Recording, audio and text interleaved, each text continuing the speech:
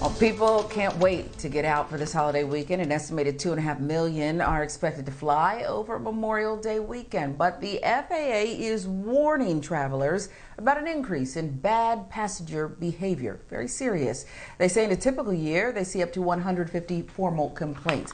That number, though, skyrocketed to 2,500. We're not even halfway through 2021.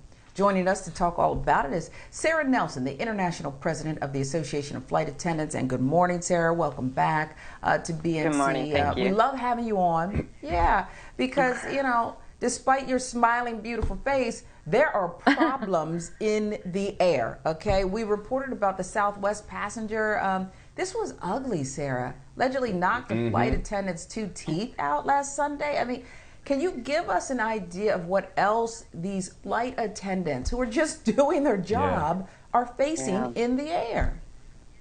Sure, yeah. Well, I'm smiling because I'm happy to be with you. And I'm happy that we're talking about this because we need to set the record straight here. You know, most people come to the door of our aircraft just wanting a safe, uneventful flight, and we're there to keep everybody safe. And so over the past year, people have been very confused because we have had different messages coming from leadership and even from the President of the United States telling people that wearing a mask and even dealing with this virus is a political issue rather than a public health necessity. And the vast majority of those incidents start over conflict with wearing the mask. So we still have to have people wearing the mask in the skies because we've got children flying with us who can't even get the vaccine. We don't know who's been vaccinated. And so the CDC in this enclosed space says you got to have that mask on everybody, whether you've been vaccinated or not. And we need people to understand that. We're glad that we finally have leadership coming from the White House and from this administration to make it really clear that there are serious consequences if you act out like this and if you fail to comply with crew member instructions. We're trying to just keep everyone safe. And that's what I'm talking about, Sara, because, you know, we talk about the communication coming from the White House, but the CDC has always said that even when they lifted the mask mandate, you still had to wear it on planes, you had to wear it on buses, public transportation. They tell you this before you take off. When you buy your ticket, they even say something about wearing a mask. So what aren't passengers still getting when it comes to wearing this mask?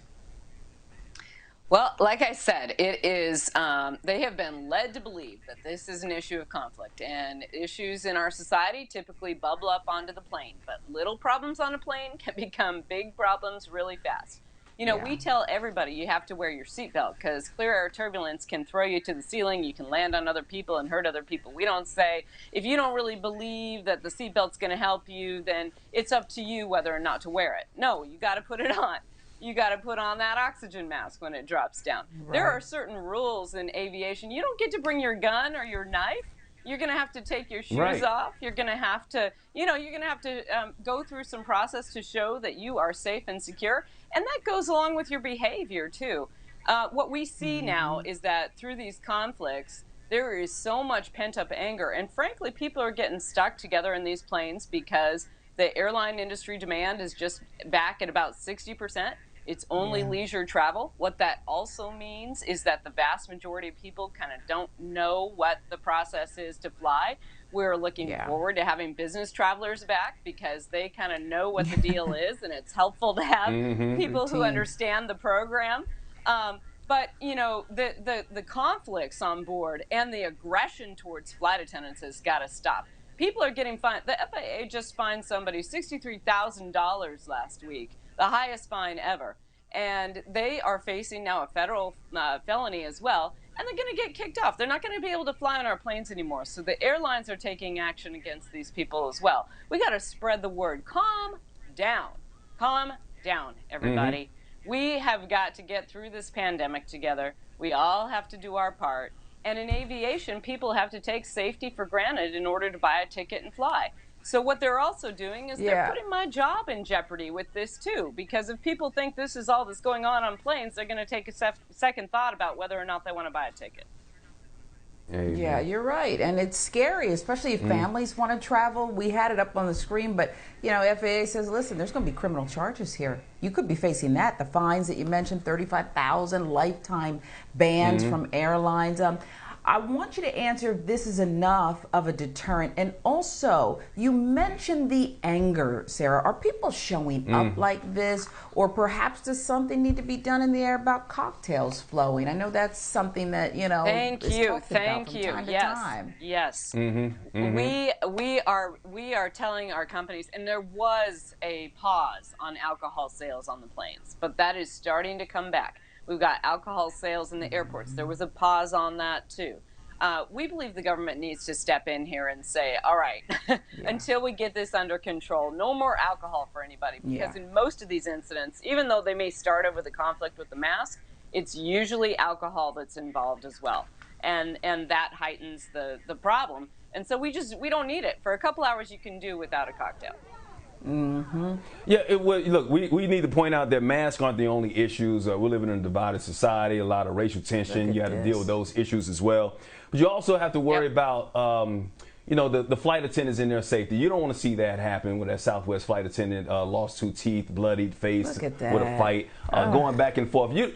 As a flight attendant, I guess you're taught de-escalation and not to argue. Yeah. So should we see more air marshals on the flight to deal with this so the flight attendant won't have to actually deal with it herself when they get into an argument back and forth and it leads to this type of altercation?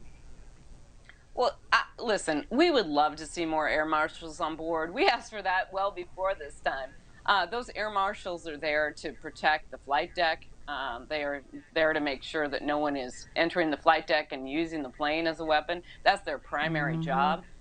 So sometimes they don't always step in when there is an initial conflict anyway, even if they are on the plane, because they have to stay ready for the bigger threat, right? So we'd love to see that, but the reality is this is happening right now. And in order to have more air marshals, you got to hire them, you got to train them, you got to get them on the schedule.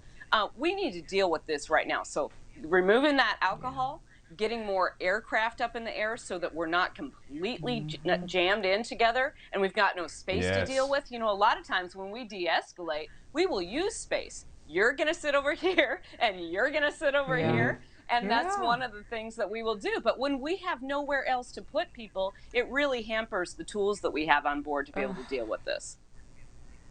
Well, that was awful to see. We got to go back to that was awful. Feeding the passengers too. When you're hungry up in the air too, you get angry. You know what I'm saying? So we need some. We need. Sarah. You still playing first class prices and you ain't getting no food. I'm just saying. Well, I'll tell you what. Make sure it's gluten free, Sarah. I'm telling you, you know what? Not just pretzels and a cookie, but how about some protein, right? We want to get the passengers some protein so that you can feel a little better out there. But we want to give. Can I get the full can of soda?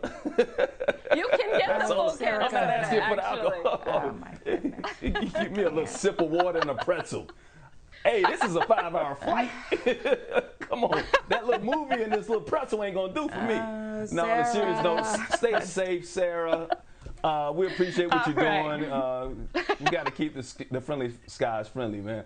Sara Nelson, International President of the Association of Flight Attendants, thank you for starting your day with us this morning. And you know what? In your face, you are the epitome. You are the poster child for a flight attendant. I have got to say that. You're just that smiling face. She does look like a beautiful flight attendant. Just like, but don't mess with her. Don't mess with her. Let me just say one more time. The vast majority of people have kindness in their heart and just want to have a safe, uneventful flight. We're smiling for them. Let's promote that. Let's look for the helpers, right? Yeah.